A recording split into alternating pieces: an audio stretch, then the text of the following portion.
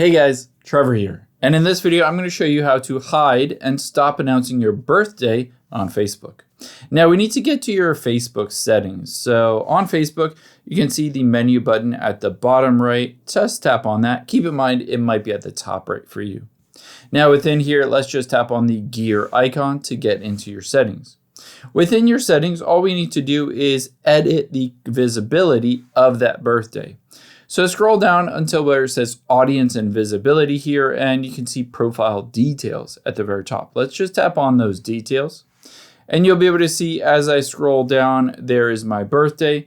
I can just tap on the little edit icon right next to it. And it says the month and day and year. And I can choose, instead of only me, if this is set to public or friends of friends, to switch this to only me. Essentially, no one will be able to see that. And I can also do that with the year. You can choose whether the birthday and month is visible to everybody, but just the year isn't, if you wanted to hide where you basically how old you are, or you can just hide both of them. You can also hit the edit your birthday. If you don't have the correct birthday on here, you can just tap on that and update this to the correct birthday on your Facebook account. I hope this helps. If it did, hit the subscribe button down below. It really helps me out. Thanks, guys.